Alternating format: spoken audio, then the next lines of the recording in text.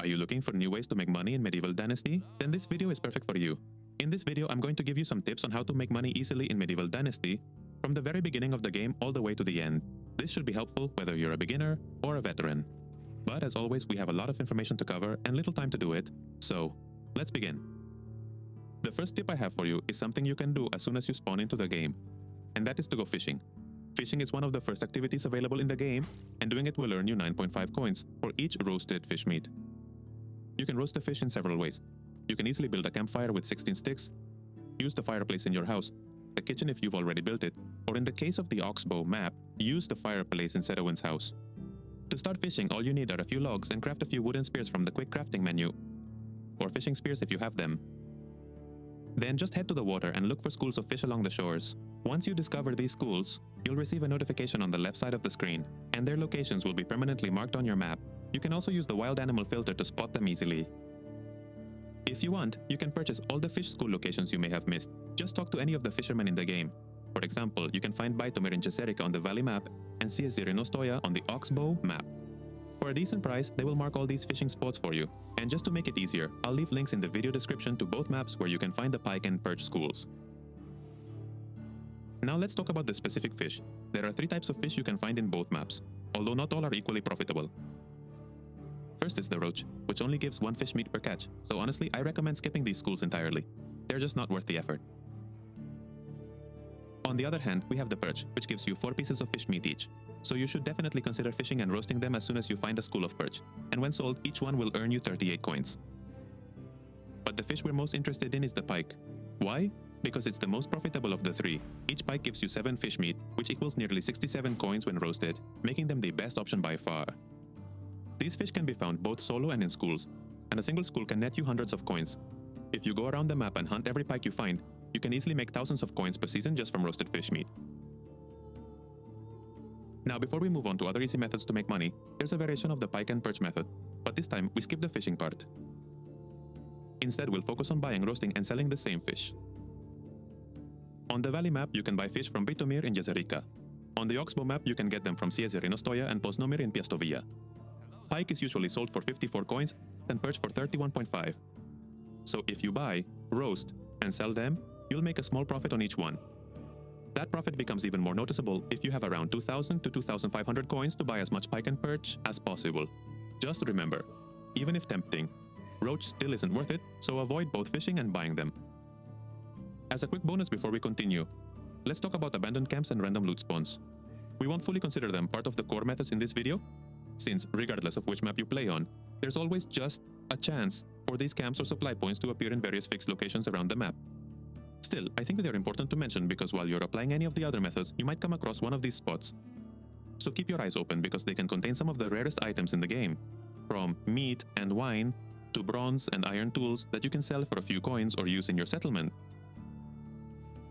Specifically on the Oxbow map, there are several abandoned or bandit-occupied buildings where you're almost guaranteed to find exotic goods, tools, and clothing. Let me know in the comments if you'd be interested in a video specifically about where to find all of these abandoned buildings. The next method we'll look at is hunting. One of the best ways to make money in the early and mid-game. It gives you access to meat, leather, and fur. Now if you want to play it safe, I recommend hunting deer, boars, and moose at the beginning. But if you're after better rewards, you can go for wisents and bears, which provide more resources but come with higher risk. If you can get your hands on a longbow, recurve bow, or an iron crossbow, and make or buy high-quality arrows or bolts like the iron ones, hunting becomes much easier. Most animals can be taken down with just a few well-placed shots to the head. Roasted meat sells for 3 coins each. That might not sound like much, but the amount of meat you get from each animal adds up quickly. As for the leather, its usefulness depends on your game progression. Early on, the best thing to do is craft simple bags, which cost just 1 piece of leather and can be sold for 7 coins each. You can make them right from your character's quick crafting menu. Later, once you unlock the sewing hut, you can craft other items like water skins that sell for 16 coins each, simple shoes that sell for 145 coins, or bags that sell for 95 coins each, but these require linen fabric.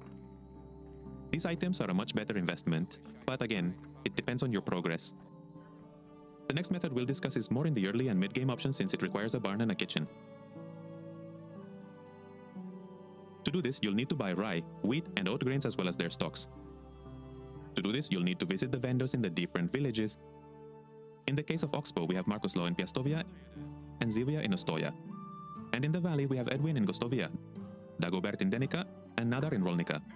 Once we've bought as many ingredients as we can, or as many as our coins allow, we'll head back to our barn.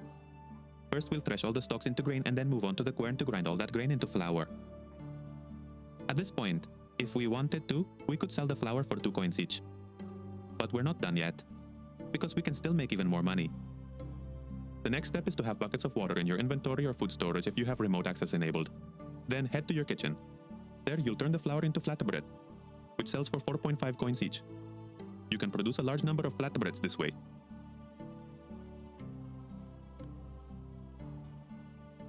A variation of this method is to plant and grow your own grains instead of buying them. That way, you save on the investment cost and don't have to visit every village. Now, a few important notes about this method.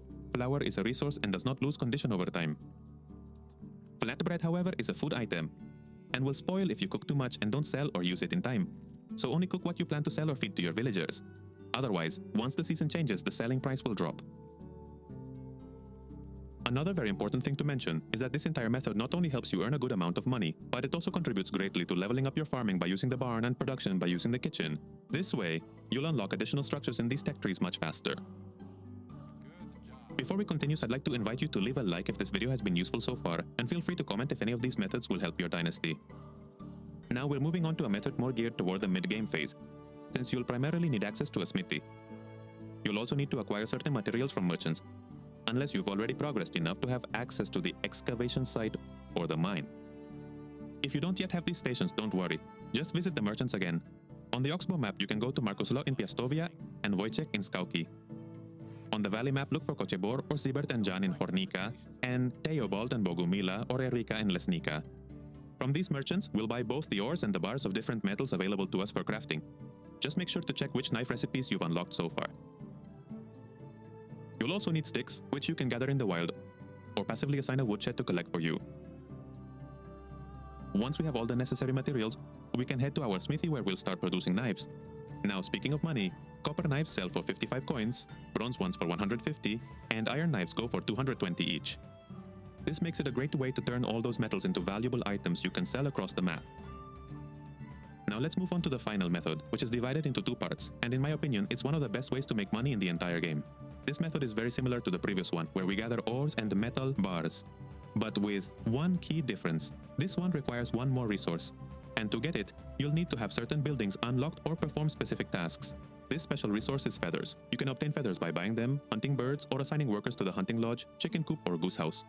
As we mentioned earlier, you'll need to have these buildings unlocked, but the goose house is by far the best source for feathers. Now, just like with the knife method, we'll head to the smithy and make sure we have 10 sticks, 10 feathers, and whichever type of metal we're going to use, either 2 copper bars, 1 bronze bar, or 2 iron bars, to craft 10 arrows for bows or 10 bolts for crossbows. Now, the most important part, let's talk about coins. Copper arrows or bolts can be sold for 7 coins each, bronze arrows or bolts go for 16 coins, and iron arrows or bolts can be sold for 25 coins each. Here's another important detail we should mention. Even though it might seem small, arrows weigh 0.03 kilograms, while bolts only weigh 0.02 kilograms. That means you can carry a lot more bolts than arrows and still make great money using this method. Now remember, we mentioned that this method is divided into 2 parts.